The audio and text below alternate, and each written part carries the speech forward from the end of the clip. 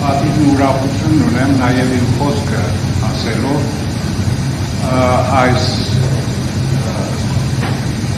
համաժողովից հայ եկեղեցու հատկապես եւ միջեկեղեցական դիվանագիտության մասին, որը մշտապես կապված է եղել Հայաստանի Հանրապետության պետականության զորացման եւ արտաքին քաղաքականության հաջողությանը։ Թե որքանով է դա ճանաչվում, ընդունվում, գնահատվում, ի վերջո այս ամենը ինչ արվում է ոչ թե գնահատանքի կամ ճանաչումի համար, այլ մշտապես արվում է այն, ինչը փոխում է մեր ազգի, պետության, պետականության եւ համազգային շահերից։ Ուրեմն նախ մի փոքր նախաբանդ, որովհետև շատ ընդունված չէ խոսել միջկրոնական, միջեկեղեցական դիվանագիտություն, միշտ դիվանագիտությունը պատկերացնում է, որ սա քաղաքական դիվանագիտություն է, միջպետական հարաբերությունների դիվանագիտություն է, բայց պարզվում է, որ գոյություն ունի նաև միջկրոնական եւ միջեկեղեցական դիվանագիտություն, որը ընդհանրապես ենթադրում է ինչու է դիվանագիտություն, որտեղ գործածվում է բանակցության եւ խոսքի ուժը։ Եվ որտեղ կա բանակցություն, այնտեղ պետք է լինի դիվանագիտություն։ Ցավոք, այսպիսի մի խոսք կա, որ ասում են, որտեղ դիվանագիտությունը պարտվում է, սկսում է պատերազմը, մենք էլ մշտապես այդ դիվանագիտությամբ փորձել ենք կանխել պատերազմ ասած բաները, հակամարտություններ եւ սրանք ոչ միայն քաղաքական կարող են լինել միջկրոնական, կարող են լինել միջեկեղեցական, կարող են լինել նույնիսկ ներեկեղեցական։ Այսպիսով ուրեմն սա մի եզակի կարևոր համադրություն է այս դիվանագիտությունը, որ միավորում է կրոնական, մշակութային եւ աշխարհաքաղաքական տարրերը միասին։ Եվ այս դիվանագիտության միջոցով է, որ Հայաստանի Առաքելական եկեղեցին բավական ակտիվ դեր է խաղում Հայաստանի արտաքին քաղաքականության մեջ, ինչպես նաև միջազգային տարբեր հարցերի լուծման վրա որոշակի ազդեցություն ունենալով։ Հայաստանի արտաքին քաղաքականության համատեքստում հայ առաքելական եկեղեցու այս դերը տարբեր եկեղեցիների միջեկեղեցական եւ միջկրոնական կապերի միջոցով բավական ժամանակ է, որ կապում է Հայաստանի արտաքին հարաբերությունները տարբեր պետությունների եւ տարածաշրջանների հետ, ինչպես նաեւ կարող է ազդել աշխարհաքաղաքական գործընթացների վրա։ Այսպիսով հայ եկեղեցու դերը միջազգային հարաբերություններում։ Հայաստանի արտաքին քաղաքականությունը անշուշտ արտացոլում է երկրի կարճ ժամանակի պատմության ընթացքում ունեցած ռազմավարական նշանակություն, հատկապես իր աշխարհաքաղաքական դիրքը, որը առնչվում է տարածաշրջանային եւ գլոբալ ուժերի միջև հավասարակշռությամբ։ Սակայն այս համատեքստում հայ առաքելական եկեղեցին ոչ միայն կրոնական հարցերով է զբաղվում, այլ նաև կատարում է որոշակի դիվանագիտական աշխատանք, որն ուղղված է Հայաստանի արտաքին շահերի պաշտպանությամբ։ Հայ եկեղեցին հանդիսանում է կարևոր կապող Հայաստանում եւ Թուրքում, ինչպես նաև ունի գործառույթներ նպաստելու Հայաստանի նկարագրի միջազգային իմիջի ամրապնդմանը, նաև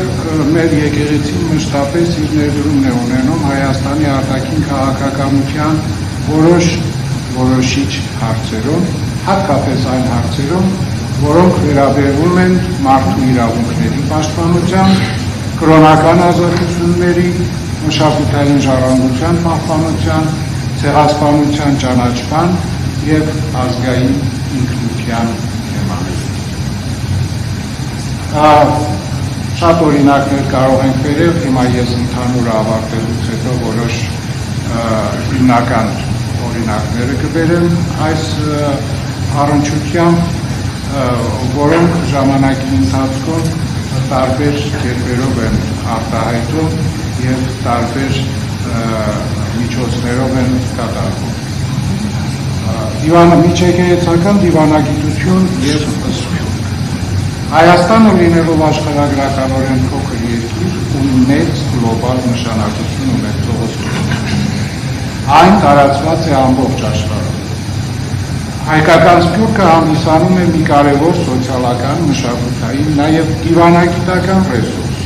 որը կարևոր ազդեցություն ունի Հայաստանի արտաքին քաղաքականության վրա։ Հայ եկեղեցին որպես համազգային պատմական մի հաստատություն, վերկուսակցական եւ բոլոր հայերի անկախ իրենց ապրելու տեղից, անկախ իրենց քաղաքական կուսակցական պատկանելությունից, ուզում եք իմանալ նաեւ անկախ իրենց դավանական հարանվանային պատկանելությունից, նկատվում են որպես մեր զավակները, այսինքն մեկ պարտականություն ունենք նրանց կյանքի եւ հոգեվոր ու ոչ միայն հոգեվոր խնամքի համար։ Եվ այսպիսով այս հենց վիճակով մշտապես կապի մեջ է հայ եկեղեցին աշխարհի բոլոր երկրներում գտնվող հայ եկեղեցիների եւ հայկական կազմակերպությունների հետ եւ միջազգային միջավայրում Հայաստանի շահերի պաշտպանությունը այս միջոցները գործածելով ապահովելու համար։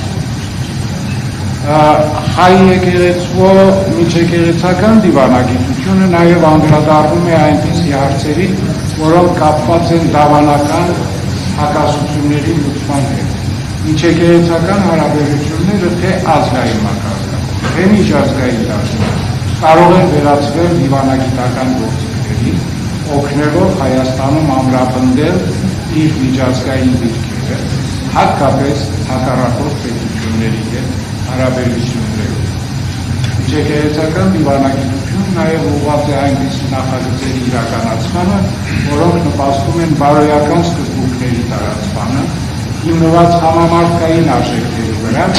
ինչը կարևոր է Հայաստանի հեղինակության համար, որպես խաղաղության կողմնակից երկիր։ Ձեզ ասեմ, որ մի փոքր ծանոթություն, միջեկեղեցական հարաբերությունները բոլոր ժամանակներում եղել են։ Քանի եկեղեցիները եղել են եւ բաժանված են եղել տարբեր հարաբերությունների եւ կրոնները հատկապես սկսած 7-րդ դարից հետո երբ իսլամը հարևանությամբ մեզ հետ մեր եկեղեցու հետ ապրում էր եւ ոչ միայն հարևանությամբ, այլև մեր երկրի մեջ մշտապես եղել են այդ կապերը։ Բայց այդ կապերը եղել են սպոնտան, ասենք, եւ կարիքի ժամանակները։ Ձեզ ասեմ, որ միջեկեղեցական հարաբերությունները հատկապես իրենց կարևոր դերը սկսեցին ունենալ 20-րդ դարաշրջանից։ Մասնավորապես առաջին համաշխարհային պատերազմի ընթացքում եւ առավելապես երկրորդ համաշխարհային պատերազմից հետո, երբ սկսվեց մի ուրիշ պատերազմ, Սառը պատերազմ։ Եվ այստեղ եկեղեցիները, քրիստոնեական եկեղեցիները, հարանվանությունները, որոնք ներկայացնում էին իրենց ժողովուրդների միջոցով իրենց պետությունները եւ կարող էին ազդել ինչ պետական հարաբերությունների վրա համընդհանուր խաղաղություն ունենալու նպատակով այստեղ ուրեմն կամաց ստեղծվեցին այս միջկրոնական հաստատությունները և 1948 թվականին արդեն ստեղծվեց եկեղեցիների համաշխարհային խորհուրդը, որից հետո նաև Եվրոպայի եկեղեցիների կոնֆերանսը։ Այսպես հետո ստեղծվեց Ամերիկայում Ամերիկայի եկեղեցիների խորհուրդը և բոլոր բազմակրոն երկրներ ունեն իրենց տեղական եկեղեցիների խորհուրդը, որտեղ տարբեր հարաբերություններ միավորվում են մեկ ընդհանուրի մեջ և ինստիտուցիոնալ հարաբերությունների մեջ են մտնում, որը դառնում է իսկապես դիվանագիտական հարաբերություններ ի նպաստ համամարտկային համերաշխության և խաղաղության, որովհետև եկեղեցին որևէ ժամանակ պատերազմ չի քարոզում, որևէ ժամանակ բռնություն չի քարոզում, և այսպես ես կարող եմ ասել ոչ միայն քրիստոնեական մեր դավանանքի, այլև մյուս դավանանքների, մյուս կրոնների ևս, որոնց խեղաթյուրման ժամանակ է միայն, որ կարող է բռնություն քարոզվել և ոչ բարություն։ Ճշմարիտ հավատացյալը երբեք չի բռնանում։ Ճշմարիտ հավատացյալը մշտապես գիտի, թե իմացինը նույն Աստծո ստեղծած արարածն է և իրավունք չունի նրա կյանքի բռնանալ։ Այսպիսով ուրեմն ստեղծվեց եկեղեցիների համաշխարհային խորհուրդը և Եվրոպայի եկեղեցիների կոնֆերանսը, որին հայ եկեղեցին առաջին իսկ օրվանից կատարել է այդ շարժմանը, նույնիսկ խորհրդային տարիներին կարողացել է մասնակից լինել և 1962 թվականին Մայրաթոր Սուրբ Էջմիածինը Հայաստանյա Ծառայական եկեղեցին դարձավ պաշտոնական անդամ եկեղեցիների համաշխարհային խորհրդի, որը որ շատ կարևոր ձեռքբերում էր մեզ համար։ Խորհրդային տարիներին բնականաբար եկեղեցին միջազգային խաղաղության հարաբերությունների մեջ շատ կարևոր դերակատարություն ուներ, շատերը հիշում եք նաև երևի թե Վազգեն առաջին կաթոլիկոսի խաղաղարարի դերը և նրա հեղինակությունը միջազգային ասպարեզներում, բոլոր միջազգային ասպարեզներում և անշուշտ Հայաստանի անկախությունից հետո հայ առաքելական եկեղեցին, որ կարողացավ ավելի ակտիվ ազատ գործունեություն ծավալել և իր առաքելությունը ավելի ակտիվ կերպով առաջ տանել, շատ կարևորվեց նաև միջկրոնական և միջեկեղեցական հարաբերությունը։ Եվ այս ամենը մշտապես արվել է իշա մեր ժողովրդի ազգային և համազգային շրջաններում։ Երբ ես ասում եմ ազգային և համազգային, սրանք ինչ-որ ձևով ցավոք երբեմն չեն համարվում։ Ազգային շահեր ասելով պետականության, պետության շահերն են, համազգային շահերն են, գիտեք, որ մենք ունենք մեր արդեն դար տևող հատկապես ցեղասպանության հարցը և սփյուռքի գոյության, գոյատևման և շուտացման շատ կարևոր մենք սփյուռքը հնարավորինս կարողանանք պահել, պահպանել իշա Հայաստանի պետության և պետականություն։ Անշուշտ ժամանակները փոխվում են, երբեմն նաև փոխվում են արժեքների վրա շեշտերը, բայց արժեքները երբեք չեն կարող փոխվել։ Այն արժեքները, որ հայ ժողովուրդը ստեղծել է և կրում է, և այն արժեքները, որի վրա հիմնված է հայ ինքնությունն ու քաղաքականությունը, երբևէ չեն կարող փոխել։ Այդ ժամանակի ընթացքում որոշ շեշտեր կարող են դրանց վրա փոխվել, մեկը առաջնային լինի, մեկը ոչ առաջնային, եւ իհարկե դա ոչ նորատության կարող է տրվել եւ ոչ էլ կարող է գալ մեր ինքնության։ Մեր եկեղեցին այս դիվանագիտական բոլոր միջոցները, ինչպես նաեւ եկեղեցիների համաշխարհային խորհուրդը, միջկրոնական շատ կարևոր դիալոգները նորից են կրկնում, արել է զուտ իշար մեր ժողովրդի բարօրությանը։ Մի քանի օրինակներ ընդհանուր այս պատկերը տալուց հետո, օրինակ հենց մեր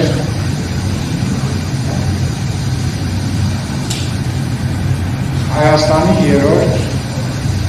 անկախ հանրապետության ստեղծման օրերի սկզբից եւ փոքրիչ առաջ 1988 թվականին երբ տեղի ունեցան Սումգայիթի կոտորածները հայ եկեղեցին իր կապերով կապվեց Անդրկովկասի Շեյխուլ Իսլամի հետ, որը մինչև հիմա նույնն է, Ալլահ Շուքուր Փաշազադեն է, եւ դրանից ընդամենը չանցած մեկ շաբաթ 10 օր հետո Ալլահ Շուքուր Փաշազադեն իր գազիին ուղարկեց Հայաստան հանդիպելու Վազգեն Կաթողիկոսին։ Այդ դժվարին օրերին Վազգեն Կաթողիկոսը որոշեց, որ գազին մնա ավելի ապահով է եւ նաեւ մենք հաշվորում ենք մեր միջկրոնական հարաբերությունների մի լավ օրինակ։ Եղան դժգոհություններ այն ժամանակվա մեր ազգակիցներից շատերը բողոքեցին եւ այլ ամեն բարագային սա դիվանագիտական մի քայլ է եւ այս քայլը առաջինն էր, որ Փաշազադեն իր գազին ուղարկեց եւ դա մի տեսակ մեղայականի քայլ էր, ներողության քայլ էր, որից հետո 1988 թվականի մայիսին տեղի ունեցավ առաջին հանդիպումը պաշտոնական։ Այն ժամանակվա ռուս ուղղափառ եկեղեցու Իմեն Պատրիարքի միջնորդությամբ Վազգեն առաջին երջանկայիշատակ կաթողիկոսի եւ Ալլահ Շուքուր Փաշազադեի միջև։ Սա սկիզբը դրեց այն մշտական երակոմ հանդիպումների, որոնք տևեցին մինչև իսկ 1921 թվականի 2021 թվականի հոկտեմբերի 13, որը եղավ մեր վերջին երակոմ հանդիպումը Մոսկվայում նորից էլի Մոսկվայի եւ համահայրուսո պատրիարք Կիրիլի միջոցով եւ ջանքերով։ Այս բոլոր տարիների ընթացքում միշտ փորձ է արվել, որ հնարավորինս հատկապես այս հակամարտության մեջ չլինի թե